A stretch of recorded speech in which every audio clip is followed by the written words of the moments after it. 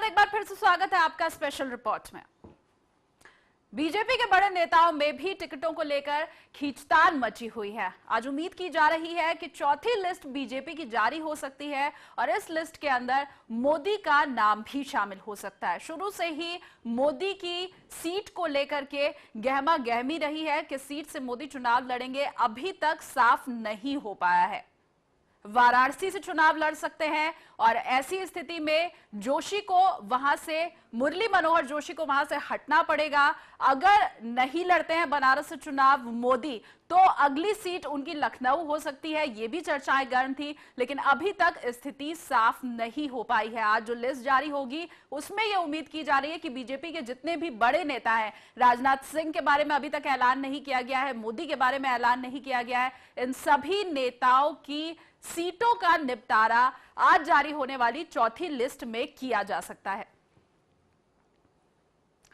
लगातार बीजेपी के अंदर मंथन जारी है। लगातार कोशिश इस बात की जा रही है कि मोदी को बेहद ही जो सुरक्षित मानी जाने वाली सीट है वहां से चुनाव लड़ाया जाए। न सिर्फ ऐसा टिकट दिया जाए, बल्कि वहां से जो मौजूदा सांसद हैं उनसे भी कोई लड़ाई झगड़ा या खींचतान की स्थिति ना सामने आए। लगातार ये सारी कवायद बीजेपी की तरफ से हो रही है। हमारे न्यूज हेड जुड़े हुए फिलहाल हमारे साथ दीपक। सबसे पहले आपसे जानना चाहेंगे, चौथी लिस्ट आज जारी हो सकती है, कितनी उम्मीद है मोदी के नाम के ऐलान की?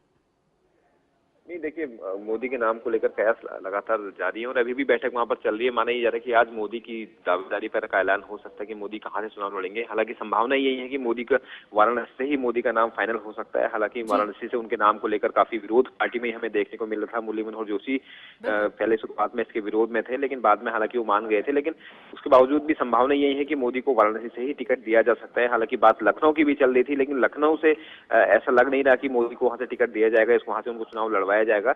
लेकिन फिलहाल पूरी उम्मीद यही है कि जो सूत्रों के हवाले से भी जो खबर निकल कर आ रही है कि वाराणसी से ही मोदी यहाँ पर चुनाव लड़ सकते हैं। सालनी मोदी अगर वाराणसी से चुनाव लड़ते हैं, मुरली मनोहर जोशी की सीट कौन सी हो सकती है?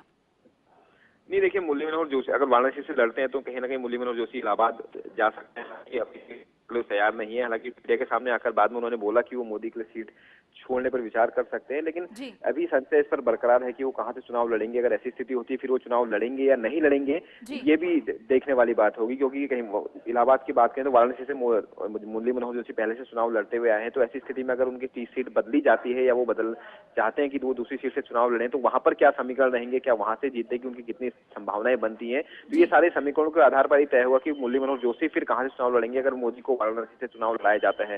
क्योंकि जो केंद्रीय चुनाव समिति की बैठक सालनी अभी चल रही है, उससे पहले भाजपा संसदीय बोर्ड की बैठक हुई थी दिल्ली में, उस पर भी इस पर चर्चा हुई थी कि वाकई में मोदी को कहां से चुनाव लड़वाया जाए। और एक और चीज निकल कर आई थी इस बैठक में, बात निकल कर आई थी कि हो सकता है कि मोदी को दो जगह से मैदान में उतारा जाए। हो सकता है मोदी गुजरात में किसी एक सीट से चुनाव लड़े, इसके साथ साथ वाराणसी से भी वो चुनाव लड़े। तो ये भी संभावनाएं बन रही है।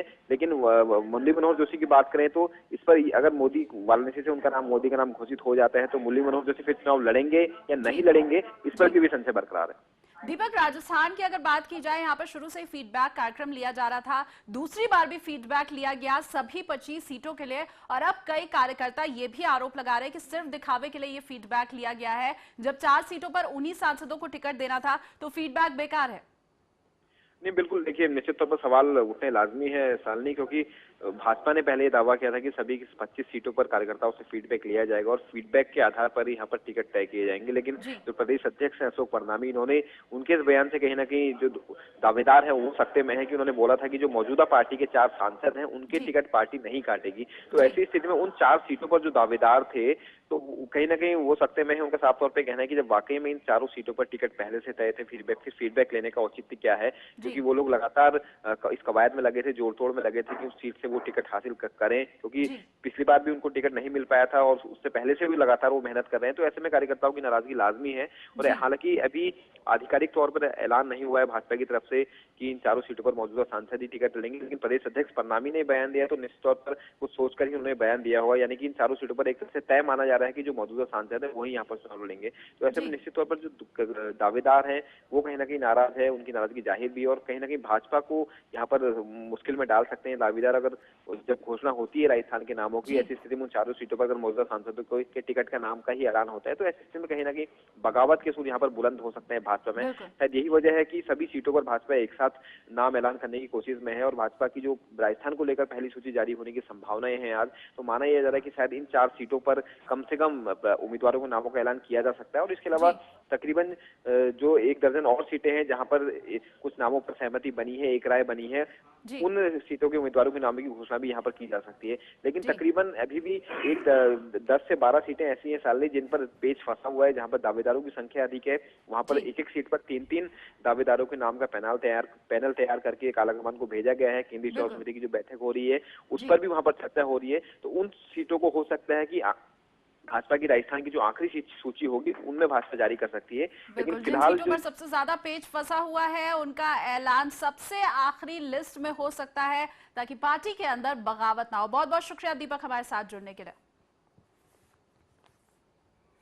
तो टिकट पर खींचतान लगातार जारी है बीजेपी के अंदर। इस खींचतान का नतीजा क्या होगा? चौथी लिस्ट आज जारी हो सकती है, मोदी के नाम का ऐलान आज होगा या फिर होली के बाद? ये सभी सवाल आज के लिए बेहद अहम है। तो स्पेशल रिपोर्ट में आज मेरे साथ बस इतना ही, लेकिन न्यूज इंडिया पर खबरों का सिलसिला आगे भी जारी रहेगा। नमस्कार।